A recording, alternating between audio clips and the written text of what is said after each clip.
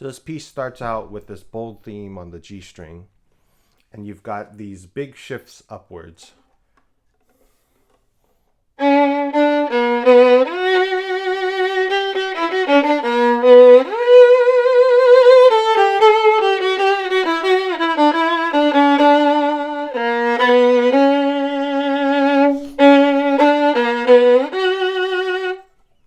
The biggest thing about this opening is these shifts upwards towards these high notes on the G string. The first shift, I don't do a Russian slide, I just do a French slide.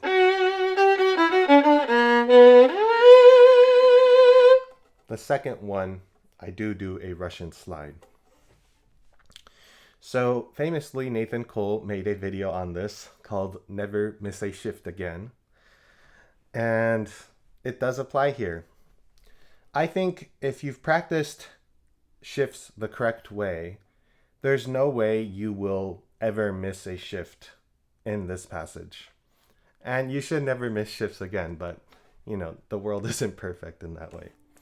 But here, I don't think you should miss this high B shift because you have all the time in the world to slide into it.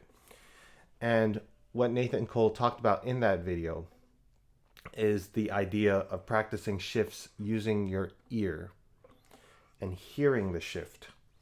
And you have that opportunity here.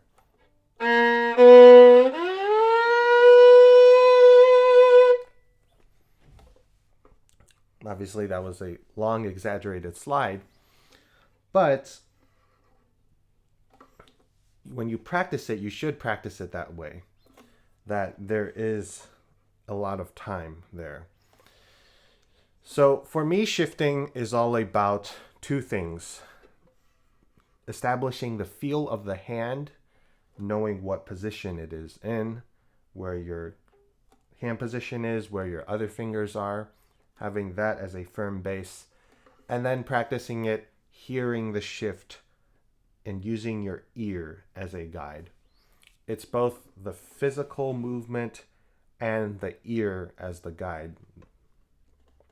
And so you practice every shift this way, and you practice shifts upwards and downwards, whether or not it's only going up or only going down.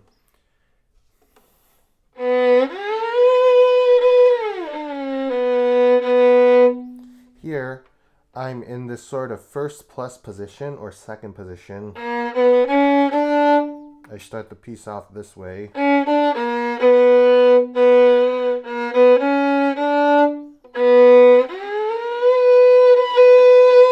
This high B, that's my hand position there. I probably wouldn't recommend, even though that's probably the more standard position for the 3, but because this is such a juicy Russian slide upwards, I would recommend doing 7th position there. Of note is in a slide like this, you do want to kind of extend your third finger outwards from a normal 3 to a high 3, because that just gives you leeway to hit that shift. So there's also choreography when it comes to shifts, knowing how fast you're going to shift and lining it up with the bow. There's certain times where you want to hide the shift, and there's actually many moments of that in this movement. And that's when you need to choreograph the change of the bow with the shift so that you're hiding it. But when you're practicing it, you do not want to hide it. You want to practice shifts very gooey, very slow.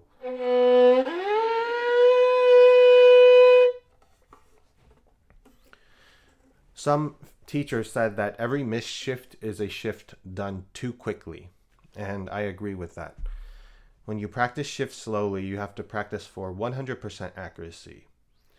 And shifts become a lot easier and less scary if you practice it that way, and if you think about it as just going to a destination and just stopping there. And what are the best chances that you will go there and not miss it, overshoot, or go under? Well, if you're going super fast, it's really hard to stop perfectly at this line, right? But if you go 90% of the way fast and then the last 10% you slow down, so you have very fine control, and right when you hit the line, you lift up and stop, then you'll hit it every single time. Okay? And obviously don't overshoot. 85-90% quickly, last 10% slowly, very smooth, lift up. That way you'll never miss a shift ever again, because all a shift is reaching a note and stopping there. And we've all traveled, we all go there, and then right when we're about to arrive, we find the exact location. If you drive to school, you drive 90% of the way quickly to the school building. The last 10 or 5%, you walk slowly into the building. You don't just drive quickly into the building and crash into the building. That's a recipe for disaster. So it's the same idea with shifts. We're doing shifts every day in our daily lives. Every time we transport ourselves to a different place, we're shifting. So it's like that on the violin. It can be very safe if you approach it the correct way. So there are some more shifts here later on.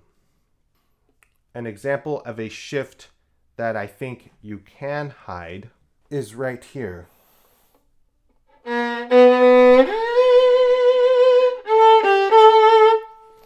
If I go 3, 3 there, 3, 2 is an option, but let's say I'm doing 3, 3.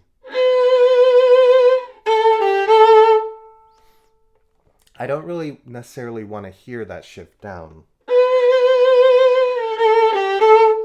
It could work.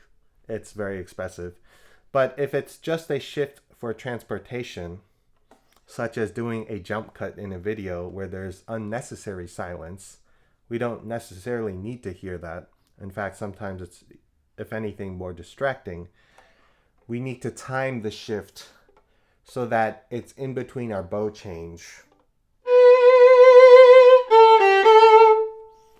And it's the split second right before you change the bow. And obviously, because I've done this thousands of times, I'm able to control it. But if you're just starting out, what I would practice it as is full sound, beautiful till the end of the last third beat there. Lift your bow or keep it on the string. Shift. And then go. Play the next note. So you're isolating movements.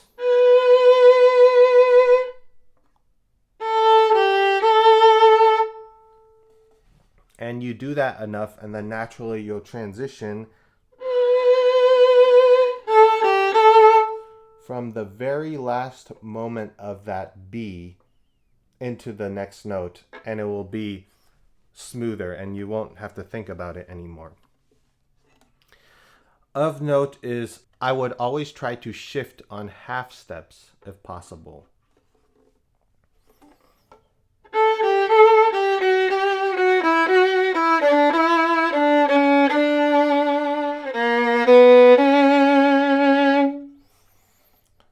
It's easier to control a half step distance of a shift, even if you're going from 2 to 3. It's still easier for the ear to even hear that interval distance of that shift. So I would avoid shifting on whole steps whenever possible.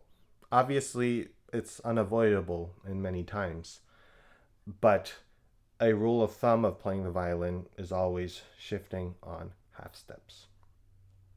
So I hope you enjoyed this episode, and I will see you again.